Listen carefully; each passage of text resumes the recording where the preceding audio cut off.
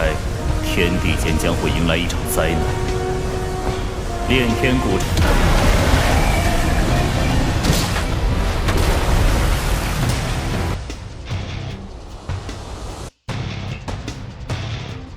Halo Sobat Sama Kaneng, gimana kabarnya? Semoga kalian baik-baik saja ya.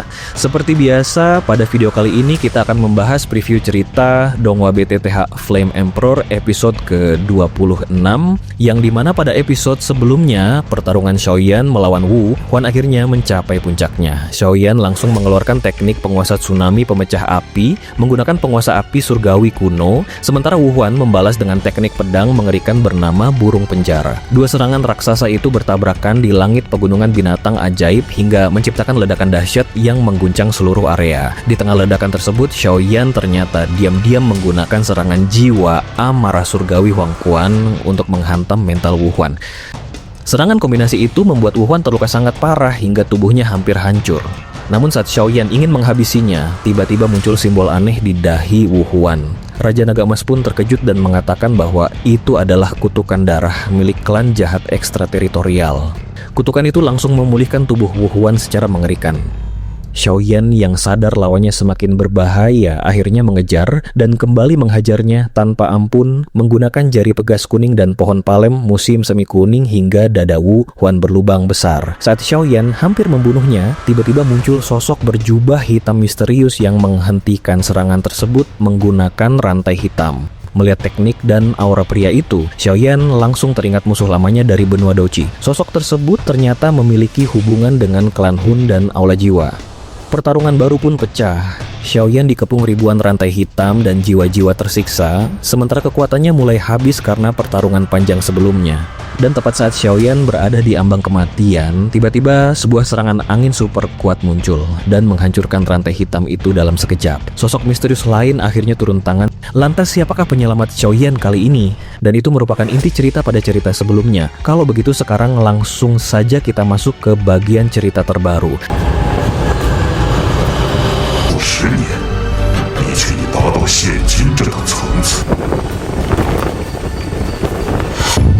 Sebaiknya keluarga Yuemu tidak ikut campur dalam masalah antara kami dan anak ini.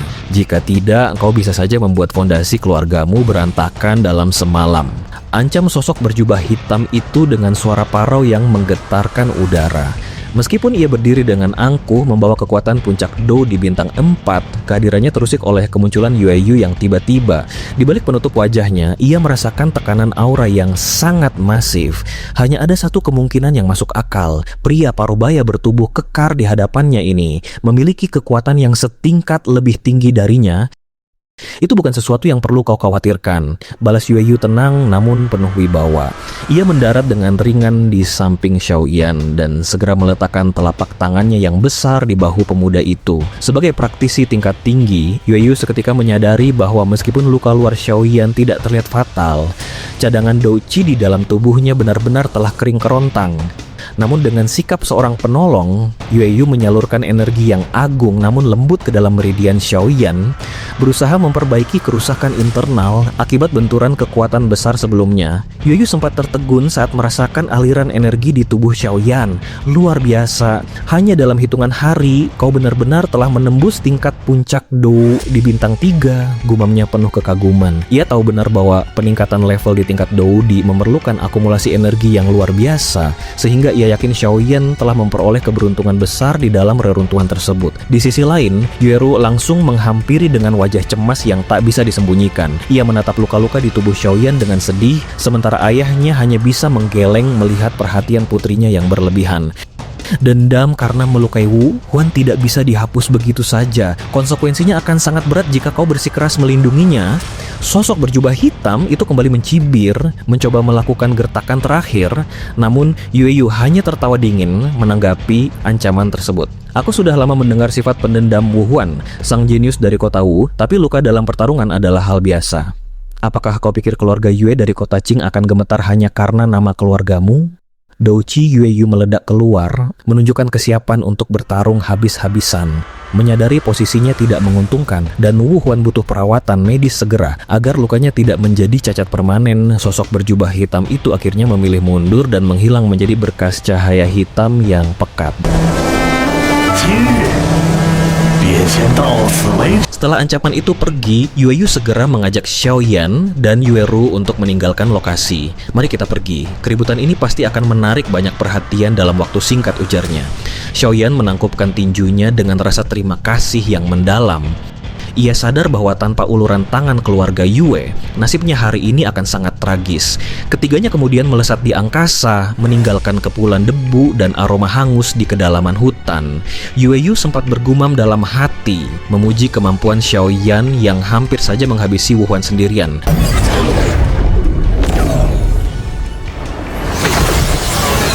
Benar saja, tak lama setelah mereka menghilang, beberapa sosok kuat tiba di lokasi pertempuran. Tuan kota segala binatang buas yang menunggangi elang raksasa bermata 3 dan seorang pria botak bernama Tuan Kotamu tampak terkejut melihat kehancuran di sekitar mereka. Namun suasana menjadi mencekam saat Tuan Kotamu menangkap sisa nyala api samar di udara. Begitu merasakan suhu dan karakteristik api tersebut, wajahnya mendadak memerah karena amarah yang meluap-luap. Bajingan kecil, akhirnya aku menemukan jejakmu, geram pria botak itu sambil meremas udara hingga sisa api di tangannya padam. Ternyata dialah ayah dari pemuda yang sebelumnya dipukuli Xiaoyan hingga fondasi kultivasinya rusak dan tak bisa berkembang lagi. Dengan mata yang berkilat penuh dendam, ia menatap ke arah pelarian Xiaoyan. Kali ini, aku akan memastikan kau menyesal telah lahir ke dunia ini, ucapnya dengan suara rendah yang penuh ancaman. Setelah itu, ia pun melesat pergi, memulai perburuan gelapnya demi membalaskan dendam sang putra.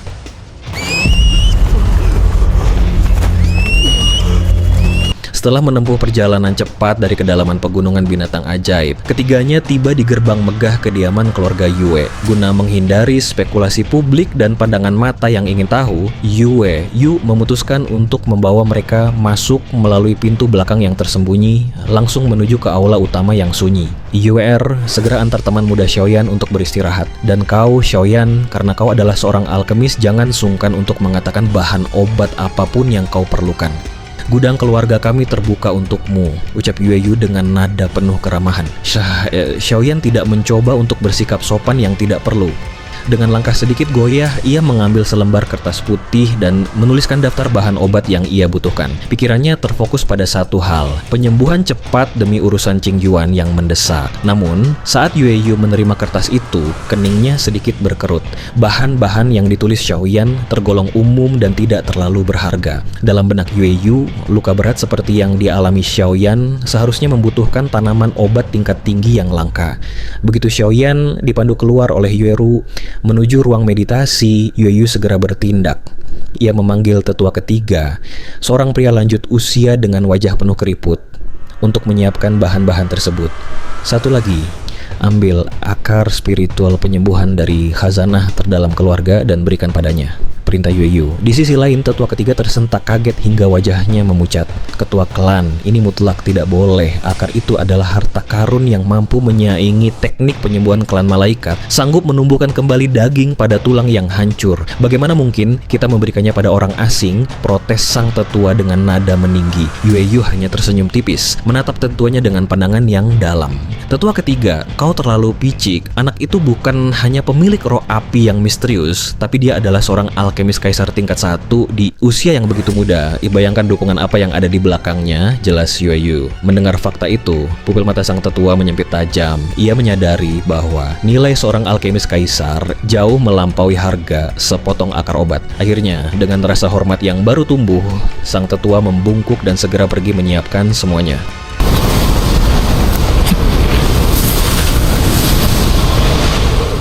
Sementara itu, di dalam sebuah ruangan rahasia yang tenang, Xiaoyan duduk bersila. Cahaya lembut dari batu bulan di dinding mengusir kegelapan, menciptakan suasana yang damai untuk penyembuhan. Suara lembut Yueru terdengar dari balik pintu, menginfokan bahwa bahan obat telah siap. Saat Xiaoyan menarik nampan giok perunggu masuk, sebuah suara penuh kejutan menggema dari dalam cincinnya. Jadi mereka benar-benar memberikan akar spiritual penyembuhan? Raja Naga Emas muncul dalam bentuk kesadaran, menatap sepotong ranting seputih giok yang bercahaya redup di atas nampan. Bahan ini memiliki esensi suci yang mirip dengan kekuatan klan malaikat, jelas sang guru. Tanpa mempedulikan bahan obat lainnya yang ia minta sebelumnya, Xiaoyan segera memanggil api putih susunya. Api tersebut membungkus akar giok itu, perlahan mengekstraksinya hingga berubah menjadi cairan putih murni yang sangat kental. Namun Xiaoyan sempat merasa heran. Aroma dan getaran energi dari cairan ini entah mengapa mengingatkannya pada kekuatan yang pernah terpancar dari tubuh Qing Yuan. Tanpa ragu lebih lama, ia meminum cairan tersebut, merasakan ledakan kehangatan yang instan di setiap jalur meridiannya. Waktu seolah berhenti berputar di dalam ruangan sunyi itu, tubuh Xiaoyan bagaikan jurang tanpa dasar yang dengan rakus menyedot setiap tetes energi dari cairan akar spiritual tersebut. Napasnya menjadi sangat teratur, menarik energi langit dan bumi dalam ritme yang sempurna hingga ruang di sekitarnya tampak beriak. Setiap tarikan napas membawa aliran energi segar ke anggota tubuhnya, menggantikan rasa lelah dengan vitalitas yang meluap. Kulitnya yang semula pucat pasi perlahan kembali memerah sehat, menandakan pemulihan sel-sel tubuh yang rusak telah selesai secara total.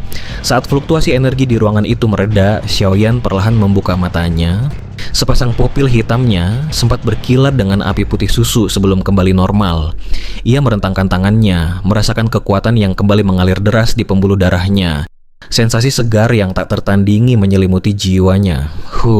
Benda ini benar-benar ampuh, gumamnya dengan kepuasan mendalam. Ia kini telah kembali ke kondisi puncaknya, siap untuk menghadapi tantangan apapun yang menunggunya di luar sana. Guru besar, akar spiritual penyembuhan yang Anda sebutkan itu sungguh di luar nalar. Saya benar-benar tidak menyangka luka-luka internal yang begitu kacau bisa sembuh total dalam waktu sesingkat ini, ujar Xiaoyan sambil mengepalkan tangan, merasakan aliran tenaga yang kembali solid. Ia sadar, tanpa kemurahan hati keluarga Yue, kemampuan alkimianya sendiri pun akan memakan waktu berminggu-minggu untuk menambal kerusakan akibat benturan energi dengan Wuhuan. Namun, Raja Naga Emas hanya memutar bola matanya dengan gaya khasnya. Itu sudah pasti. Apa kau pikir sesuatu yang memiliki keterkaitan dengan klan malaikat hanya sekadar nama? Meski ini bukan kekuatan penyembuhan murni seorang malaikat, khasiatnya tetaplah obat suci di benua ini, sahut sang guru. Merasakan ki pertempuran yang melimpah dan bergelombang laksana ombak di dalam meridiannya, Xiaoyan tersenyum tipis. Pengasingan singkat ini ternyata memberikan hasil yang jauh lebih stabil dari dugaannya. Di sisi lain, Raja Naga Emas tidak membiarkan muridnya terlalu cepat berpuas diri. Xiaoyanzi, dengarkan baik-baik. Sebelum masuk ke reruntuhan, kekuatanmu hanya di tahap awal dou di bintang 3. Karena jantung yin yang dan pil naga misterius, kau melonjak ke puncak bintang 3 secara instan. Kecepatan ini menakutkan, namun kendali kekuatanmu masih memiliki celah besar dibanding ahli yang merangkak dari bawah. Jika kemarin kau sudah menguasai penuh level ini, kau tidak akan berakhir menyedihkan saat menghadapi sosok berjubah hitam itu. Tegas sang guru memberikan teguran keras. Xiaoyan mengangguk dengan ekspresi merenung. Ia menyadari bahwa lonjakan kekuatan yang tidak dibarengi dengan penguasaan teknis bisa menjadi bumerang. Namun Raja Naga Emas menambahkan sedikit penghiburan bahwa pertumbuhan Xiaoyan bukanlah hasil paksaan energi bodoh, melainkan proses erosi murni dari energi yin yang sebenarnya bekerja perlahan saat Xiaoyan bertarung. Jadi sebelum kau benar-benar menyatu dengan kekuatan puncak bintang 3 ini, jangan pernah berpikir untuk menembus level berikutnya. Hanya dengan fondasi yang stabil kau bisa melangkah lebih jauh di jalan Dodi, lanjut Raja Naga Emas. Xiaoyan hanya bisa menggaruk kepala sambil nyengir. Hehehe, guru besar benar, saya memang harus lebih bersabar. Setelah suasana sedikit mencair, Xiaoyan tiba-tiba mengubah ekspresinya menjadi sangat serius. Guru besar, apakah 8 klan kuno benar-benar ada di benua Dodi ini? Tanyanya dengan suara berat. Ingatan tentang rantai hitam dan hawa dingin dari sosok berjubah hitam itu terus membayanginya. Raja Naga Emas menghela napas panjang sebelum menjawab. Memang ada 8 keluarga besar, Xiao, Yan, Gu, Lei, Hun, Ling, Tabib, dan Batu. Mengenai klan Xiao, simpan pertanyaanmu. Aku akan memberitahumu jika waktunya tepat. Yang perlu kau tahu, leluhur klan-klan ini, termasuk beberapa monster kuno, memang berasal dari benua Qi bertarungmu. Klan Hun lagi, aku sudah curiga curiga sejak melihat cara mereka bertarung, gumam Xiaoyan sambil memutar bola mata. Mendengar itu, Raja Naga Emas tampak terkejut. Oh, jadi kau sudah berurusan dengan mereka di bawah sana? Xiaoyan pun mulai membeberkan sejarah kelam mereka. Ia menceritakan bagaimana klan Hun melalui aula jiwa bertindak arogan, memburu jiwa para alkemis, hingga penculikan ayahnya, Xiao Zhan, dan gurunya, Yao Lao. Ia juga menyebutkan sosok Soul Mission yang berkekuatan Daosheng bintang 5 yang pernah ia hancurkan tubuh fisiknya. Mereka mencari jiwa-jiwa itu untuk mencapai alam jiwa kaisar, jelas Xiaoyan dengan mata berkilat tajam. Raja Naga Emas terdiam sejenak, suasana di dalam ruang batu itu menjadi sangat dingin. Mencapai alam jiwa kaisar dengan cara itu memang gaya mereka. Namun di benua Dodi ini, urusannya mungkin jauh lebih berbahaya, bisik sang guru. Ia mengungkapkan kecurigaan bahwa klan Hun telah menjalin aliansi gelap dengan ras iblis untuk merencanakan konspirasi besar yang bisa mengguncang seluruh benua. Namun, melihat kerutan di dahi muridnya, Raja Naga Emas tertawa kecil untuk memecah ketegangan. Lupakan dulu soal itu, lakukan satu langkah demi satu langkah. Lagi pula, bukankah gurumu yang hebat ini masih di sini? Setelah 7 hari penuh pemurnian dan pemulihan, waktu yang sebenarnya sangat singkat mengingat parahnya luka Xiaoyan yang hanya dimungkinkan karena fisik kuatnya yang telah ditempa api surgawi dan berbagai cairan spiritual, Xiaoyan akhirnya berdiri. Ia merapikan penguasa api surgawi kuno di punggungnya, merasakan beban senjatanya kini terasa jauh lebih ringan karena kekuatannya yang telah pulih. Ayo pergi, sudah waktunya menemui Qing Yuan sebelum kita menyusun rencana lebih lanjut, ajak Raja Naga Emas. Xiaoyan mengangguk mantap, lalu melangkah keluar dari ruang batu, siap menghadapi dunia luar yang kini terasa jauh lebih berbahaya dengan bayang-bayang klan Hun yang kembali mengintainya.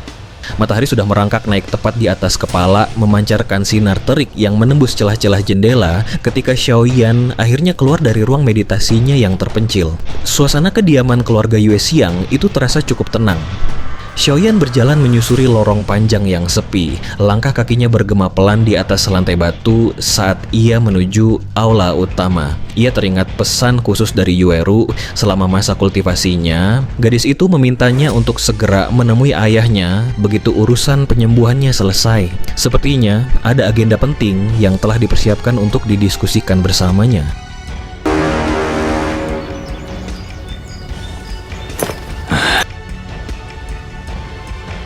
Di dalam aula utama yang megah, Yue Yu duduk tegak di kursi kebesarannya.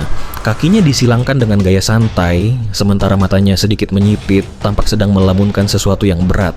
Tiba-tiba, keheningan itu pecah oleh suara putrinya yang terdengar antusias. Ayah, sebulan lagi, sepertinya akan tiba waktunya perekrutan tahunan bagi pasukan sekte-sekte kuat di benua Xuanling kita, kan? Pertanyaan itu seketika membuat alis Yue Yu berkedut pelan, memaksanya kembali ke realitas. Nama keluarga kerajaan Xuanling bukanlah sekadar nama biasa, itu adalah simbol otoritas mutlak di benua Xuanling. Sebagai salah satu dari 4 benua besar di penjuru Doudi, Xuanling memiliki Akademi Douqi yang kemasyhurannya tak tertandingi. Kekuatan mereka berada di level yang sulit dibayangkan oleh penduduk kota kecil. Konon, untuk menjadi seorang instruktur di sana saja, seseorang minimal harus memiliki kekuatan Dou di bintang 5. Jika membandingkan fondasi dan sumber daya, keluarga Yue bahkan terasa puluhan kali lebih lemah daripada raksasa tersebut. Seluruh penduduk benua tahu bahwa penguasa sejati mereka adalah klan kerajaan Xuanling, sebuah entitas yang sanggup menutupi langit dengan satu tangan.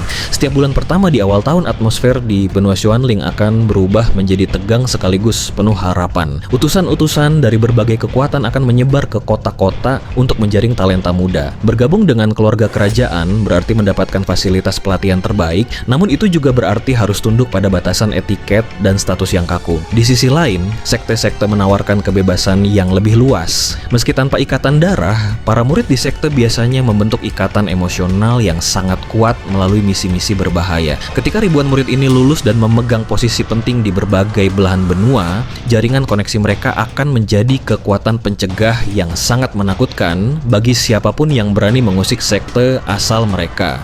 Ya, benar. Dalam sebulan lagi, para utusan akan tiba di kota Qing kita untuk menjalankan tanggung jawab perekrutan itu, jawab Yue Yu dengan suara rendah. Tepat setelah ia selesai berbicara, tatapannya menajam ke arah pintu masuk. Ia menangkap aura seseorang yang perlahan mendekat. Xiaoyan melangkah masuk dan tersenyum tipis.